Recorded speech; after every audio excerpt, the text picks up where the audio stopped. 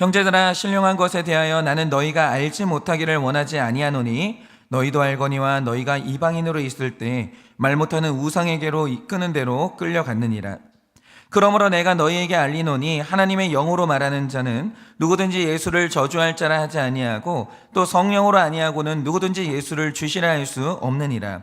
은사는 여러 가지나 성령은 같고 직분은 여러 가지나 주는 같으며 또 사역은 여러 가지나 모든 것을 모든 사람 가운데서 이루시는 하나님은 같으니 각 사람에게 성령을 나타내심은 유익하게 하려 하심이라.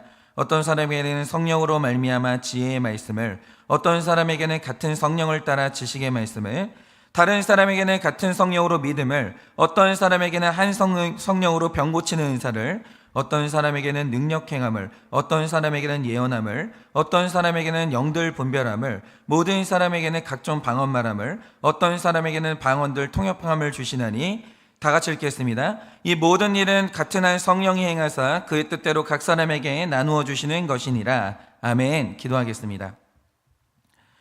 하나님, 오늘도 우리에게 주신 이 소중한 교회, 하나님, 이 교회를 우리가 어떻게 섬기며 어떻게 가꿀 것인지, 내가 어떻게 이 교회 안에서 행해야 될 것인지 오늘도 주님 앞에 배우고자 합니다. 하나님, 잘못 배우는 것이 아니라 잘 배워서 오늘도 이 아름다운 교회를 주님의 몸된 교회로 잘 섬기고자 하오니 주여 우리에게 우리가 행할 바를 알려주시고 오늘도 교회의 각 지체로서 나의 은사를 잘 활용할 수 있도록 주여 오늘도 말씀으로 우리를 가르쳐 주시옵소서. 믿사오며 살아계신 예수님 이름 받들어 기도드립니다. 아멘. 네, 우리가 예수님을 믿으면 죄에서 구원받는 그 내 영혼의 운명이 바뀌는 역사가 일어납니다. 그러니까 이게 얼마나 좋냐 이거죠. 여러분, 우리가 우리의 운명을 바꾸는 것은 노력으로 안 해도 되는 거예요. 믿기만 하면 예수 그리스도께서 우리 운명을 바꿔주시는 거예요. 여러분, 믿음은 그래서 좋은 겁니다. 그러면 그 엄청난 사건이 내 운명이 바뀌었는데 이 사건이 내 실제적인 삶에 영향을 미치지 않을 리는 없겠죠.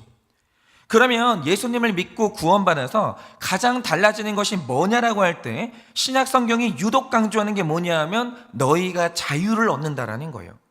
그러니까 표면적으로 요한복음 8장 32절에서 사도 요한은 진리를 알지니 진리가 너희를 자유케 한다 라고 말했고, 고린도후서 3장 17절을 보면 주는 영이시니 주의 영이 계신 곳에는 자유함이 있느니라 라고 했습니다.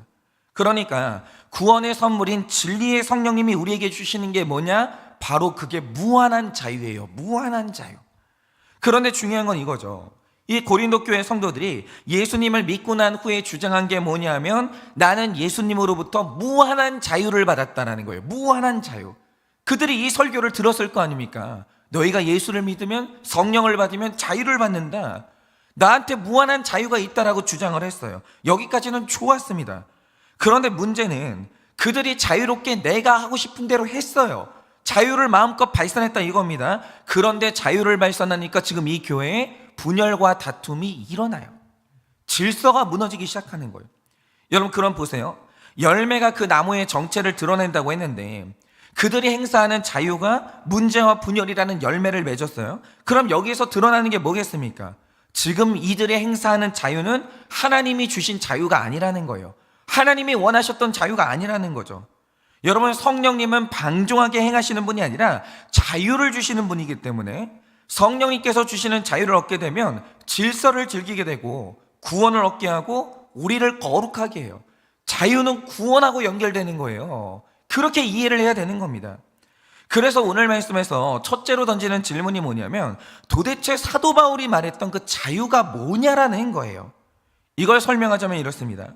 사람들이 자기의 돈을 소비하는 특정한 영역을 시장이라고 하거든요. 우리는 시장에다가 돈을 써요. 예를 들어서 물고기를 사는데 돈을 쓰는 곳을 우리는 수산시장이라고 하고 사람의 노동력에 돈을 쓰는 곳을 노동시장이라고 하죠. 그런데 전 세계적으로 굉장히 많은 사람들이 막대한 돈을 소비하고 누리고 있는 거대한 시장이 하나 있어요. 바로 그게 스포츠 시장입니다. 여러분, 우리가 생각하는 것보다 이 스포츠 스타가 되면요 굉장히 많은 돈을 법니다. 거기에 엄청난 돈들이 소비되거든요. 그럼 제가 하나 여쭤볼게요. 지금 지구상에 여러 가지 스포츠가 있고 선수들이 있는데 그럼 그 많은 스포츠 선수들 중에서 현재 가장 많은 돈을 버는 선수 중에 한 명이 누군지 아십니까? 그러니까 이거는 뭐 스포츠 영역마다 다 다른데 뭐 테니스 스타가 제일 많이 벌 때가 있고 뭐 이렇습니다. 그러나 요즘에는 축구 선수인 리오넬 메시가 가장 많이 벌어요. 이건 현재인 2022년 기준인데요. 그러면 이 사람이 1년을 뛰어서 받는 연봉이 얼마인지 아십니까? 이 사람이 팀 연봉하고 CF 수입하고 기타 수익을 다 합치면 1년에 1650억을 법니다. 1년에 1650억. 그러니까 이 사람이 지금 돈이 얼마나 많은지 얼마 전에 자기랑 같이 같은 팀에서 뛰었던 이 축구 선수가 고향으로 돌아가게 됐거든요. 그런데 고향으로 돌아갈 때 선물을 준다고 자기 전용기를 띄워가지고 가족끼리 고향으로 갈 수 있도록 전용기를 보내준 거예요. 그러니까 사람들이 메시가 이 축구하는 걸 보고 즐기면서 1650억 원이 아깝지가 않은 거예요. 이 사람이 그걸 이제 벌고 있는 거죠. 그러니까 여러분, 축구를 얼마나 잘하면 사람들이 이 사람의 경기하는 모습을 보면서 돈 쓰는 거 아까워하지 않겠습니까? 그러니까 축구를 모르는 사람이 이 사람의 경기를 봐도요, 이 사람의 축구는 예술이에요. 스포츠가 아니에요. 정말 아름답게 경기를 합니다. 너무 막 인간의 신체 한계를 뛰어넘는 거예요. 막 입이 떡떡 벌어지는 거죠. 그런데 여러분 생각을 해보세요. 사람이 어떤 분야에서 이렇게까지 실력을 끌어올렸을 때 하기 싫은 축구를 억지로 해서 이렇게까지 잘할 수 있습니까? 그거는 불가능하죠. 여러분, 우리가 예술을 한다고 해도 그렇고 음악을 한다고 해도 뭘 한다고 해도 여러분, 사람이 싫은 걸 억지로 해가지고 이런 경지에 올라가진 못한다는 거죠. 여러분, 내가 축구가 너무 좋아가지고 밥 먹고 잠자는 시간을 빼면요, 축구 생각만 하고 축구 연습만 해야 축구를 이렇게 할까 말까요. 하루 종일 이것만 해도. 여러분, 이거는 비교도 할 수 없지만 목회를 해도요, 목회를 잘하시는 분들은 딱 보이는 게 뭔지 아십니까? 하루 종일 교회 생각만 해요. 하루 종일 성도들 생각하고요, 하루 종일 설교만 생각해요. 여러분, 설교를 잘하시는 분들이 있잖아요. 말 잘해가지고 버튼 누르면 말이 나오는 게 아니에요. 그분들은요, 보고 듣고 만나는 모든 사람들 속에서 설교 예화만 찾아요. 하루 종일 설교만 생각하는 거예요. 그래야 모든 것을 잘할 수 있는 거예요. 하물며 한 분야에서 전 세계 최고가 된다고 할 때 이거 대충 해서 되겠습니까? 하루 종일 축구 생각만 하고 그 연습만 해야 세계 최고가 되는 거예요. 그러니까 쉴 때도요, 축구에 관련된 쉼을 하는 거예요. 그런데 여러분 생각해 보세요. 축구에 미쳤어요, 이 사람은. 축구를 너무 사랑해요. 그런데 이 사람을 운동장에 풀어놨다라는 거죠. 그리고 그에게 마음껏 시간을 쓸 수 있는 자유를 줬습니다. 그러면 이 메시라는 선수가 자유를 어떻게 쓸까요? 축구를 내가 너무 사랑하는데 자유를 준다는 거죠. 어떻게 쓰겠습니까? 여러분, 내가 연인을 너무 사랑해요. 근데 자유 시간이 생겼어요. 그럼 그 사람이 뭐 할까요? 여러분, 자기에게 주어진 이 자유를 가지고 상대편이 아니라 우리 편 골대에 자책골을 넣는데 이 자유를 쓸까요? 정말 그런 일이 일어날까요? 아니면 감독이 자기에게 준 그 자유를 가지고 일부러 이 골대 밖으로 공을 차는, 여러분, 이런 황당한 일에 자기 자유를 쓸까요? 여러분, 그런 일은 일어나지 않아요. 뭔가를 사랑하고 미친 사람한테 자유를 주잖아요. 이상한 행동은 안 해요. 축구를 정말 잘하고 그가 진짜 축구 선수라면 자기에게 주어진 자유를 가지고 오직 골을 넣는 데 쓸 수밖에 없고 우리 편이 이기는데 그 자유를 쓸 수밖에 없다라는 거예요. 사랑하면 그래요. 정말 사랑하는 사람이 뭐 하겠어요? 여러분, 정말 목회를 사랑하고 성도를 사랑하는 목사님이 있다라고 하죠. 자유 시간을 줬어요? 어디다 쓰겠습니까? 전부 다 목회에 관련된 일에만 쓰는 거예요. 제가 본 목사님들은 그랬어요. 진짜 교회를 사랑하시는 분들은. 여러분, 메시가 축구공과 자유를 주면 그가 다른 곳을 보지 않고 오직 상대편 골대만 보고 전진하거든요. 축구에 매여 있는 거예요, 자발적으로. 그런데 이때 그가 나는 자유를 박탈당했어. 나는 너무 답답해. 여러분, 이럴까요? 그럴 리가 없다라는 거죠. 여러분, 메시라는 사람이 축구의 규칙 안에 매여 있고 오직 축구공은 상대편 골대에만 넣을 수 있는데 그 안에서 무한한 자유를 느끼는 거예요. 내가 거기를 사랑하면 거기에 딱 매여 있다 할지라도 이 축구장 안에서 그 무한한 자유를 느끼는 거, 이게 가장 신나는 거죠. 여러분, 바로 이겁니다. 이 하나님이 우리에게 주신 자유가 바로 이런 자유예요. 그런데 여기에서 전제가 뭐냐? 축구를 목숨처럼 사랑하면 축구공과 규칙에 매인 삶을 살아도 자유를 느낀다라는 거죠. 마찬가지로 우리가 신앙생활에서 가장 중요한 게 뭐냐면 내 노력, 내 의지가 아니에요. 여러분 이제 내려놓으세요. 그게 아니에요. 신앙생활의 본질은 그게 아니에요. 그러니까 열심을 낸다, 의지가 있다, 그건 결과고 열매일 뿐이에요. 신앙생활을 하는 데 있어서 가장 중요한 건 뭐냐? 여러분 우리가 고린도전서 7장을 보시면 부르셨다라는 말이 3번이 나와요. 부르셨다. 신앙생활 할 때는요, 의지로 하는 게 아니에요. 부르셔야 되는 거예요. 그러면 여기서 부르심이 뭐냐? 한 사람이 구원받을 때 일어나는 성령님의 효과적인 부르심을 말하는 거예요. 이게 조직신학적인 용어인데 이 말 뜻이 뭐냐? 우리 죄인들이 구원받기 전에는 예수라는 이름을 아무리 들어도 그 이름이 내 삶에 영향을 미치지를 못하는 거예요. 아무리 그래도. 그러니까 우리 부모님들은 그런 거 느끼시죠?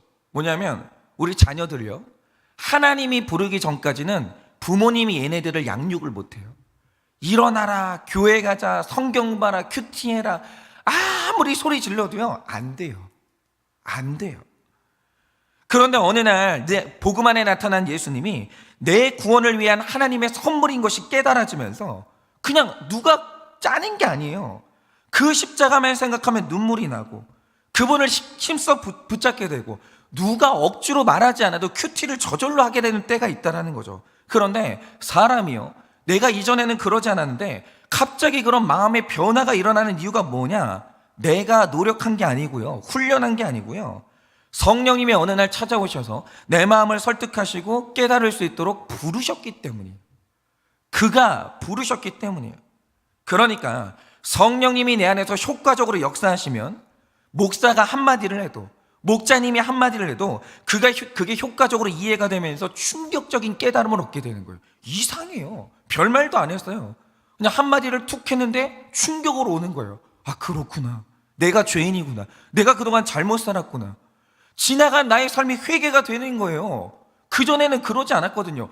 100마디를 해도 꿈쩍도 안 하던 사람이 한마디만 하면 변화되는 거예요. 이게 뭐냐? 성령님의 효과적인 부르심이라는 거예요. 여러분이 성령님의 효과적인 부르심이 없으면요, 몇 시간을 앉혀놓고 설득을 해도 예수님이 내 구원자인 게 납득이 안 돼요. 왜? 그게 왜 그렇게 되는데? 계속 이렇게 되는 거죠. 여러분, 이 이집트의 파라오가 왜 10가지 재앙을 직접 눈으로 목도하면서도 어떻게 하나님이 안 믿어졌겠습니까? 성령님의 효과적인 부르심이 없었기 때문이에요. 바로 이게 오늘 말씀에 나오는 1절에서 3절 내용인데, 이전에 우리 모든 사람의 상태가 어땠다라고 합니까? 2절 말씀처럼 말도 못하는 우상에 끌려가면서 뭐가 하나님이고 뭐가 귀신인지 구분도 못하는 삶을 살았다는 거예요. 안 되는 거예요. 그런데 이런 상태에서 구속사의 말씀을 듣는다고 하죠. 예수님을 믿는 남자는 아내만 사랑해라. 예수님을 믿는 아내들은 남편에게 복종해라. 구원을 얻으려면 내가 죽어야 된다. 내려놔야 된다. 뭐 이런 얘기를 듣는다고 하죠. 그러면 성령님이 불러주시지 않으면 이 말이 다 어떻게 들리는 줄 아십니까? 멍멍이가 짖는 소리로 들리는 거예요. 도무지 이해가 안 되는 거예요. 아니, 내가 왜 행복을 포기해? 어떻게 인생의 목적이 행복이 아니라 거룩해? 이게 뭔 소리야? 말이 안 되는 거예요, 말이. 그런데 3절을 보면 굉장히 중요한 표현이 나오는데요, 하나님의 영으로 말하는 사람, 이게 중요해요. 말을 하는 사람이 아니라 하나님의 영을 힘입어서 성령님이 효과적으로 부르셔서 말하는 사람이 있다는 거예요. 그런데 영으로 말한다는 말의 뜻이 뭐냐? 이전에는 인간 목사가 자기 육성으로 말씀을 가르쳐 보려고 인간이 자기 목소리로 설득하는데, 그러면 인간 귀에는 말씀이 안 들려요. 안 들리는 거예요. 안 돼요. 그런데 여기서 인간의 목소리를 성령님이 붙드시는 사람이 있다는 거죠. 성령님이 효과적으로 부르시는 거예요. 그런데 성령님이 효과적으로 부르신다는 건 어느 날 성령님이 확성기를 대어주시는 거예요. 그걸 은사라고 하거든요. 확성기를 대주시는 거예요. 그런데 여러분, 확성기, 다시 말해 마이크가 주어지면 어떤 일이 벌어지겠습니까? 전에는 목이 찢어져라 소리쳐도 안 들리던 사람이 성령님이 주신 마이크로 말을 하면 갑자기 천둥소리처럼 크게 들리는 거예요. 그게 바로 성령님의 효과적인 부르심이고 그게 은사의 역할인 거예요. 바로 이게 성령님의 효과적인 부르심인데, 그러면 성령님이 부르시면 일어나는 일이 뭐라고 합니까? 누구든지 예수를 저주할 자라 하지 않고 예수님을 나의 구주로 영접할 수가 있다는 거예요. 성령님이 들리게 해주셔야 돼요. 안 그러면 이 고백이 안 되는 거예요. 왜냐? 그렇게 안 들리던 말씀이 알 수 없는 이유로 갑자기 크게 들리고 설득이 되는 겁니다. 바로 이게 성령님의 효과적인 부르심이에요. 그런데 이제 고린도전서 1장에서 이제 1장 9절을 보면 성령님의 부르심을 받았을 때 일어나는 일 중에 하나를 기록하는데 이렇게 기록하고 있습니다. 한번 들어보세요. 너희를 불러 그의 아들 예수 그리스도 우리 주와 더불어 교제하게 하시는 하나님은 미쁘시도다 라고 하십니다. 그러니까 성도라는 것은요, 성령님의 부르심을 받아서 예수님을 사랑하는 게 자연스러운 거예요. 그러니까 사랑하게 돼요. 그러니까 어느 날 교회 가는 게 도살장 끌려간지 너무 싫은 사람이 있었어요. 근데 성령님이 부르시잖아요. 교회를 가는 게 좋은 거예요. 아니, 교회처럼 따분한 데가 없었거든요. 그런데 성령님이 부르시잖아요. 교회가 재밌어지는 거예요. 여러분, 성령님의 부르심을 받은 사람은요, 교회가 좋아지고 사랑스러워져요. 예수님을 닮고 싶은 갈망이 생긴다는 거예요. 다시 말해, 이전에는 교회가 지겨웠던 사람이 교회를 사랑하게 되고, 교회에서 시간 보내는 것이 지겨웠던 사람이 교회가 재밌어지는 거죠. 여러분, 이렇게 성령님의 부르심을 받은 사람은 하나님과 예수님과 교회에 대한 마음이 180도 달라져요. 그런데 이렇게 달라진 사람을 교회에 갖다 놓고 무한한 자유를 준다고 하죠. 무한한 자유를. 그리고 세상에 갖다 놓고 무한한 자유를 준다고 하죠. 그러면 그 자유를 어떻게 쓰겠습니까? 성령님의 부르심을 받은 사람이, 교회를 사랑하게 된 사람이 예수님의 마음을 아프게 하는데 죄를 짓는데 내 자유를 사용한다? 그거는 죄송한데 있을 수가 없는 일이에요. 그러니까 제가 어떤 청년한테 그런 얘기를 들었어요. 이 청년은 거듭난 청년이죠. 성령을 받은 청년이에요. 근데 이 청년이 어느 날 너무 호기심이 생겨가지고 세상으로 나가고 싶었다는 거예요. 근데 막상 가보니까 그냥 하기가 싫더라는 거예요. 그냥 여기에서 내가 기쁨이 없는 거예요. 죄를 짓고 싶어도 지울 수가 없는 거죠. 여러분, 교회를 사랑하게 된 사람이, 성령님의 부르심을 받은 사람이 내 자유를 준다 한들 예수님의 몸인 교회를 무너뜨리는데 내 자유를 사용한다? 그것 또한 있을 수가 없는 일이에요. 여러분, 그는 교회의 질서를 지키고 말씀대로 사는 삶에 무한한 자유를 느낀다는 거예요. 교회 안에 있는데 거기서 자유함을 느껴요. 왜 아니겠습니까? 그리고 만약 무지하고 연약해서 죄를 짓는 실수를 저질렀다 하더라도 그게 마음 가운데 심각한 고통이 되어서 밤새도록 죄책감에 몸부림치다가 회개하고 결국 돌아오는데, 돌아와서 회개하잖아요. 여기에서 자유를 느끼는 거예요. 그렇지, 이거지. 정결한 삶이 진짜 자유지, 이걸 느끼는 거예요. 따라서 그리스도인의 자유라는 것은 뭐냐? 죄의 속박으로부터 자유이고, 복수와 미움에서 빠져나오는 자유인 것이고, 사탄이 주는 거짓말로부터 자유인 거예요. 인생에 혼란이 없어지는 거예요. 내 인생의 목표는 명확해. 그러면서 너무나 자유롭게 천국을 향해서 전진을 하는 거예요. 여러분, 성령님이 우리에게 주시는 자유는요, 내 마음대로 아무거나 하는 자유가 아니고요, 하나님 뜻대로 사는 진짜 자유를 느끼게 된다는 거예요. 여러분, 새는 하늘에서 살죠. 여러분, 하늘에서 살면서 그 자유를 못 느끼겠습니까? 느끼죠. 경계를 지키는데 자유를 느끼는 거예요. 성령님의 자유는 그런 거라는 거죠. 여러분, 그리고 진짜 신자는요, 이 자유를 주님의 몸된 교회를 위해 덕을 세우는데 사용할 수밖에 없고, 하나님을 기쁘시게 하는데 내 자유를 마음껏 사용하게 되어 있다라는 거예요. 그러니까 지난 제사 음식에서 바울이 들었던 예가 뭡니까? 기본적으로 우리는 뭐든지 먹을 자유가 있죠. 왜 못 먹어요? 왜 못 먹어요? 다 먹죠. 아니, 우리가 왜 술을 못 마시겠어요? 여러분, 우리가 담배를 못 피우겠어요? 아니, 담배 피운다고 지옥 갑니까? 아니요. 여러분, 술 마시면 지옥 가요? 죄송한데 아니에요. 안 가요. 우리는 뭐든지 먹고 마실 자유가 다 있는 거예요. 그런데 만약 그것 때문에 누군가 실족한다, 내가 술 마시고 취해가지고 폭언을 한다고 하죠. 그것 때문에 내 자녀의 영혼이 상처를 입는다면, 내가 하나님 뜻대로 살지 못하고 술에 취해서 넘어진다라고 한다면, 연약한 형제의 유익을 위해서, 나의 구원을 위해서 나는 그냥 안 먹는 거예요. 우리는 못 먹는 사람들이 아니에요. 우리가 왜 못 먹어요? 다 먹죠. 그런데 우리는요, 안 먹는 거예요. 사랑을 위해서, 형제를 위해서, 교회를 위해서, 내 가정을 위해서 안 먹는 거예요.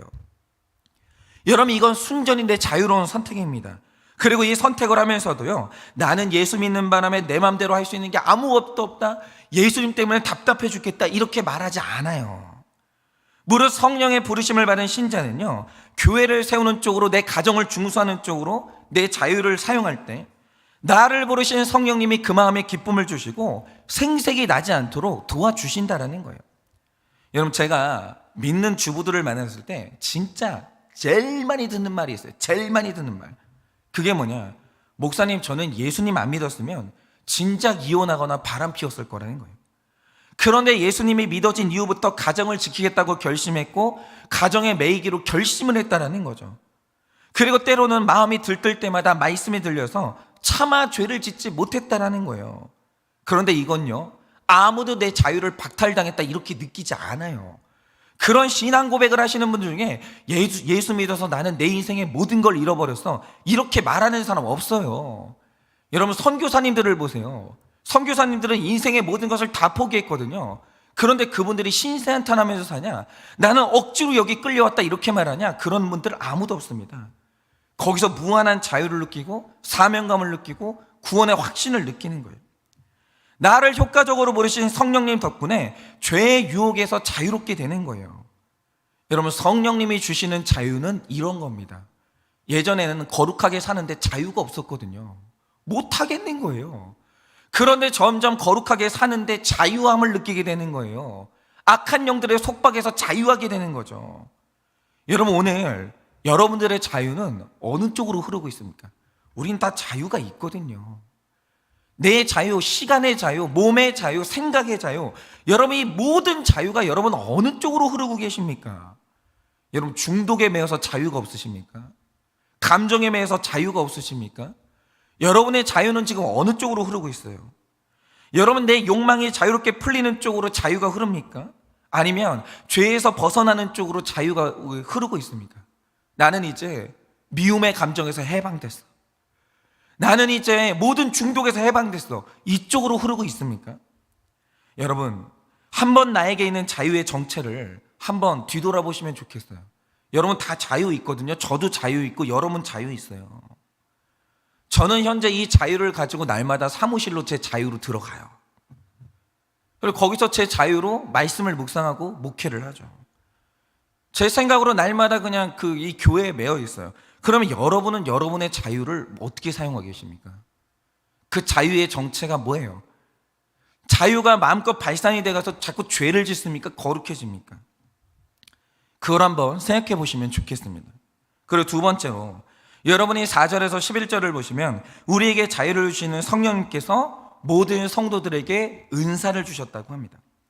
그러면 성령의 은사를 받은 사람이 은사를 어떻게 쓰겠습니까? 여러분 잘 들으세요. 성령 받은 사람은 다 은사를 받았어요. 없는 사람은 없어요. 그 은사는 쓰라고 주신 거예요. 그러면 그 은사를 어떻게 쓰면 되겠습니까? 제가 왜 이 말씀을 드리냐면요, 이 당시 고린도 교회 성도님들이 다 은사를 받았어요. 다 받았어요. 다. 하나님은 공평하신 하나님이에요. 안 주시는 사람은 없어요. 다 줬어요. 그런데 이들이 자유의 의미를 착각하면서 은사를 질 수 없이 막 사용하는 거예요. 막 사용. 그래서 지금 교회 안에 엄청난 혼란이 일어난 겁니다. 저는 이게 굉장히 중요하다고 생각하는데요, 성령님이 우리에게 주시는 은사는 일종의 칼이에요. 그래서 이걸 잘 사용하면 이걸로 요리도 나오고 수술해도 사람도 살고 굉장히 선한 일도 할 수 있거든요. 근데 은사라는 게 이상해요. 그걸 잘못 사용하잖아요. 이게 다른 사람도 죽이지만 나도 죽이고, 은사로 교회를 세울 수도 있는데 은사로 교회를 무너뜨릴 수도 있어요. 은사는 선하게 없어요. 이건 도구예요. 여러분 8절에서 11절에 은사가 쭉 나오거든요. 여러분, 은사는 사역을 효과적으로 할 수 있는 도구예요. 도구. 이건 인격이 아니에요. 도구라는 거죠. 그래서 이 도구 자체보다는 이걸 쓰는 사람의 인격과 성숙이 훨씬 더 중요해요. 훨씬. 그래서 우리가 지난 한국교회 역사를 보면 분명히 성령의 은사를 받은 사람이거든요. 도구를 받았어요. 그런데 이 도구를 받아서 타락한 데 쓰는 사람이 있었다는 거죠. 그래서 한국교회가 1900년대 2000년대 초반에 엄청난 혼란을 느낀 거예요. 그런데 이게 그럴 수가 있어요. 누구든지 처음에 순수한 마음으로 사역을 하면 하나님이 은사를 주십니다. 예언의 은사도 주시고 병 고치는 은사도 주세요.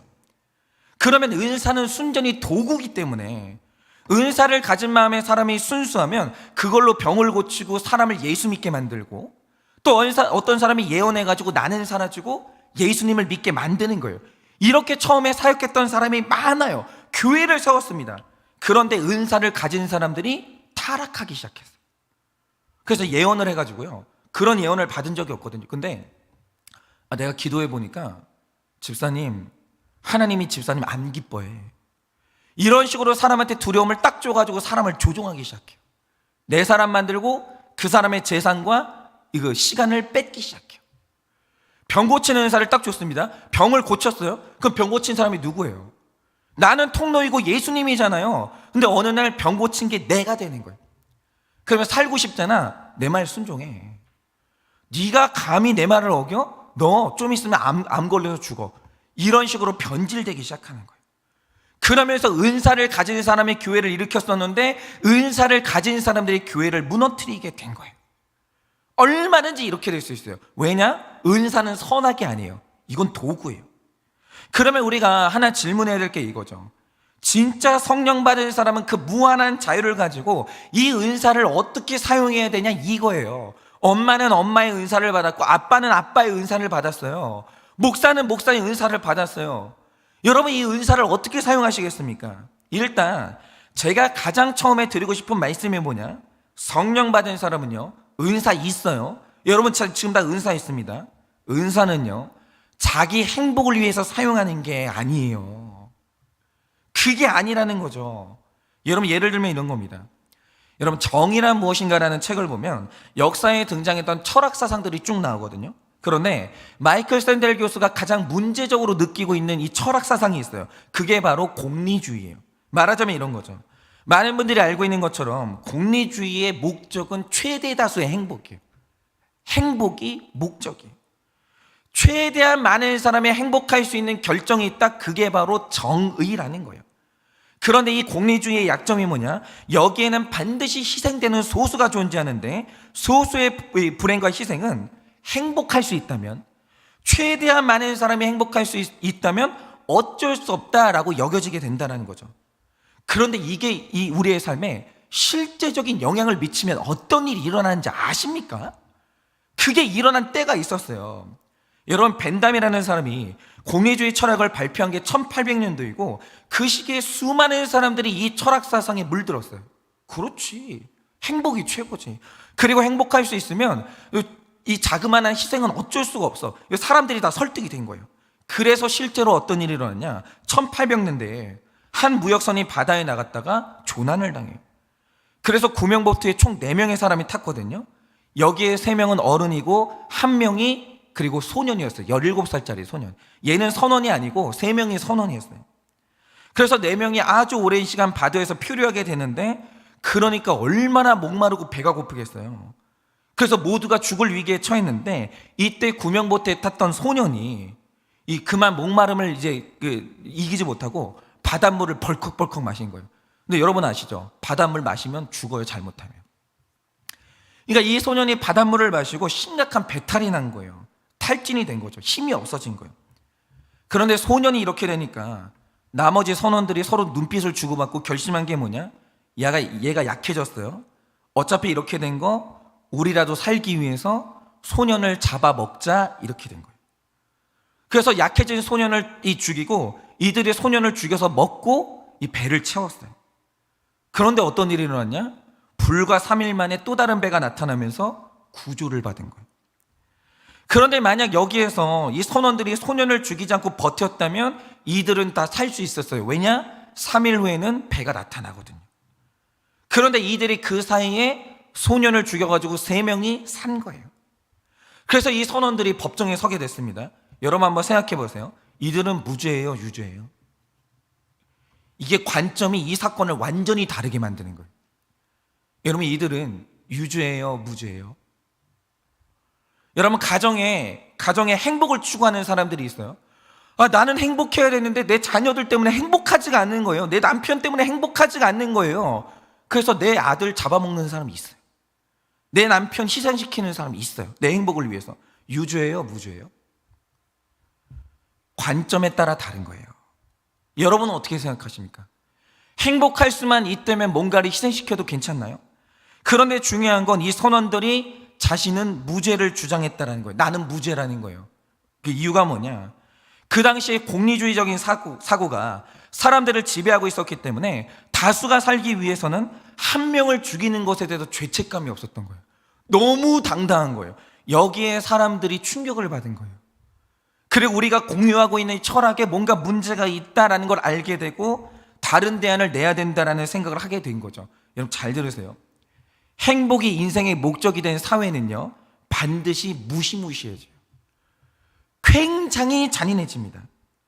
여러분, 어떤 사람이 행복이 내 인생의 목적이라고 하죠. 그럼 반드시 필요해지는 게 있는데 그게 뭐냐? 내 행복을 위해서 희생할 재물이 반드시 필요해요. 재물 없이 행복이 안 와요. 여러분, 제가 가만히 보면요, 역사 속에서 잔인한 통치자가 등장할 때가 있거든요. 통치자가 잔인해져요. 우간다에 이디 아민 같은 사람이 그랬거든요. 이 사람이 우간다를 통치할 때 비공식적으로 50만 명의 사람을 죽였습니다. 그런데 통치자가 이렇게 잔인해지는 이유가 뭐냐? 권력을 줬더니 그걸 자기 행복을 위해 쓰는 거예요. 그러니까 무릇 통치자는요, 인생의 목적이 행복인 사람이 통치자가 되면 안 되는 거예요. 큰일 나요. 다 죽어요. 다 죽어. 여러분, 행복이 이렇게 무서운 거예요. 여러분, 바로 이겁니다. 행복이라는 단어가 되게 좋은 거죠. 행복하면 막 가족들이 하하 웃고 있고 따뜻하고 이미지는 좋죠. 그런데 행복은요, 거룩을 목적으로 살 때 저절로 따라오는 게 행복이에요. 행복을 버려야 행복이 오는 거예요. 그 원리를 아셔야 되는 거예요. 행복을 안 버리면 행복이 안 와요. 그런데 행복 자체가 목적이 되잖아요. 내 행복을 위해 희생할 재물이 필요해져요. 그러면 내가 행복한 만큼 불행한 아내, 내가 행복한 만큼 불행한 자녀, 목사가 행복한 만큼 불행해지는 성도들이 반드시 나타나요. 반드시. 여러분 보세요. 여러분, 가정에서 아버지가 너무 행복하잖아요. 너무 자유를 느끼잖아요. 자녀들하고 아내들이요, 외로움에 죽어가요. 그거 아십니까? 그런데 남편은 너무 행복한 거예요. 여러분, 엄마가 사치하고 행복하고 막 가지고 싶은 거 다 갖잖아요. 그 집안 파탄나요. 안 그렇습니까? 여러분, 제가 오늘 행복을 목적으로 한번 가져볼까요? 여러분, 제가 이 교회 목사거든요. 저 한번 행복을 인생의 목적으로 가져볼까요? 교회 어떻게 되는지 아십니까? 난장판이 됩니다. 난장판이. 그러면 이 은사를 어떻게 사용하는 게 가장 하나님의 뜻에 부합하겠습니까? 저는 오늘 말씀의 핵심은 7절이라고 생각하는데 7절을 보면 이렇게 기록하고 있죠. 각 사람에게 성령을 나타내심은 유익하게 하려 하심이라 라고 했는데, 이 구절의 원어를 보면 딱 빠진 단어가 하나 있어요. 그게 뭐냐? 성령님이 은사를 주신 이유는 모든 사람, 다시 말해 공동체의 유익을 위해 주셨다, 이 말이 있어요. 모든 사람, 공동체를 위해서. 너의 은사는 공동체를 위해서 주신 것이지 너를 위해서 주신 게 아니야 라는 거예요. 바로 이겁니다. 그러면 공동체의 유익을 위해서 은사를 쓴다라는 말의 뜻이 뭐냐? 제가 되게 재밌었는데, 얼마 전에 설교 원고를 정리하다 보니까 저는 지금까지 제가 했던 설교 원고를 다 가지고 있거든요. 그래서 제가 딱 이 본문으로 5살 아이들에게 설교한 원고가 있더라고요. 제가 5세 유아부를 맡은 적이 있었거든요. 얘네들한테 이 본문으로 설교를 했던 적이 있는 거예요. 그래서 제가 어떻게 설교를 했는가 가만히 보니까 이런 내용이 있어요. 어떤 마을에 세모하고 네모하고 동그라미가 살고 있었어요. 다 은사가 있죠. 그런데 전부 다 자기 행복이 목적인 거예요. 그러니까 전부 다 자기를 뽐내기 시작하는데, 세모는 말하길 산을 봐라, 세모 아니냐, 내가 최고다 라고 말하고, 네모는 창문을 봐라, 창문이 네모 아니냐, 내가 최고다라고 하고, 동그라미는 지구가 동그라미 아니냐, 그러니까 내가 최고다. 이렇게 서로 싸우는 거예요. 그런데 어느 날 이들이 회개를 해가지고 공동체를 위해서 내 은사를 사용하기로 헌신했는데 비가 와요. 그러니까 세모가 하는 말이 뭐냐? 지붕을 봐, 세모가 아니냐, 내가 너희의 지붕이 되어줄게. 그럼 세모가 가장 위에 올라가서 비를 맞기 시작하는 거예요. 그런데 그걸 보고 네모가 말하길, 그러면 집의 모양이 네모 아니냐, 그러면 나는 세모 밑으로 들어가서 몸통이 되어줄게. 그러면서 이 네모가 세모의 밑으로 들어간 거예요. 그러자 동그라미가 말하길 창문이 없으면 답답하니까 나는 창문이 될게. 그러면서 네모의 몸에 딱 붙은 거예요. 자기 자신을 공동체를 위해서 헌신하기 시작한 거예요. 그런데 이렇게 내 행복이 아니라 우리의 유익을 위해 나를 헌신하다 보니까, 정신없이 살다 보니까 일어난 일이 뭐냐? 갑자기 집이 완성되어 있는 거예요. 여러분, 은사는요 이렇게 사용하는 거예요. 가정에서 아버지는 내가 최고라고 하면서 군림하고, 엄마는 남편이 돈을 못 번다고 하면서 남편을 무시하고, 자녀는 부모를 무시하면서 질서를 무시하면요 가정이 파탄이 나는 거예요. 파탄이.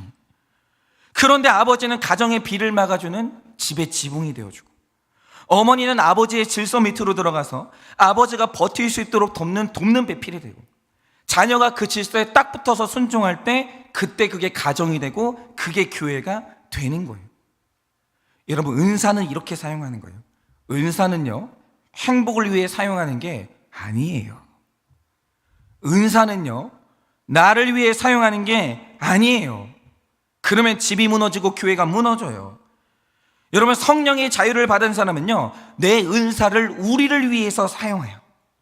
모두를 위해서 사용해요. 그런데 그걸 답답하게 느끼지도 않고 억울하게 느끼지도 않아요. 왜냐? 그게 지혜거든요. 내가 내 유익을 포기하고 손해보는 것 같거든요. 근데 정신 차려보잖아요. 아름다운 공동체가 완성되어 있는 거예요. 그러니 오늘 하루 우리에게 자유가 있거든요. 어떻게 사용하시겠습니까? 여전히 내 행복을 포기하지 않고 내 행복을 위해서 여러분의 은사를 사용하시겠습니까? 여러분, 아니에요. 그건 지혜롭지 않아요. 우리 모두를 위해서, 공동체를 위해서 사용하셔서 한 가정을 이루시고 마침내 아름다운 교회를 세우시는 여러분들 되시기를 예수님의 이름으로 축원합니다. 적용 질문 드려봅니다. 오늘 수요일이니까 적용 질문 드릴게요. 여러분은 자유를 어떻게 사용하십니까? 여러분은 자유를 어떻게 사용하십니까? 말씀에 매여 있는 것이 답답해서 뛰쳐나가고 싶지는 않습니까? 말씀에 매여 있는 것이 답답해서 뛰쳐나가고 싶지는 않으십니까? 나의 은사는 무엇입니까? 나의 은사는 무엇입니까? 그 은사를 행복을 위해 사용하십니까? 공동체를 섬기는 데 사용하십니까? 그 은사를 행복을 위해 사용하십니까? 공동체를 위해 사용하십니까? 여러분, 잘 묵상해 보시고 오늘 하루 내 은사를 잘 사용하고 자유를 잘 사용해서 여러분 하루를 풍성하게 사시기를 예수님의 이름으로 축원합니다. 제가 이 시간에 기도하고 축도하고 마치고 각자의 기도의 자리로 나가도록 하겠습니다. 기도하겠습니다. 하나님, 성령 하나님께 은사 받기를 원합니다. 먼저는 성령 하나님의 부르심을 받아서 내가 이 교회를 사랑하고 이 교회를 위해 포기하고 이 교회를 위해 내 시간을 마음껏 헌신하는 것이 아깝지 아니하고 생색이 나지 아니하기를 원합니다. 주님께서 오늘도 절더러 저 작은 사무실에 들어가라고 하실 텐데 저 안에서 마음껏 자유를 누리기를 원합니다. 하나님, 저에게 진리를 알게 하시고 진리가 선물하여 주는 자유를 저에게 허락하여 주시옵소서. 하나님 아버지, 이 시간에 우리에게 은사가 있습니다. 이 은사를 우리는 어떻게 사용해야 되겠습니까? 오늘 하루도 악하게 내 행복을 위해서 은사를 이용하는 것이 아니라 내 공동체, 내 가정을 위해서 섬기는 데 은사를 사용할 때 주님께서 각 사람에게 기름을 부으시고 능력을 허락하여 주사 그들을 통하여서 가정이 일어서고 교회가 일어서는 놀라운 역사가 일어나게 하여 주시옵소서. 지금은 우리 주 예수 그리스도의 은혜와 하나님 아버지의 그 크신 사랑과 성령님의 위로하시고 교통하여 주시는 역사하심이 나의 자유와 또 나의 은사를 주 예수 그리스도 안에서 아름답게 사용하기를 원하는 우리 모든 성도님들의 머리 위에 지금으로부터 영원 무궁토록 함께 있을지어다. 아멘.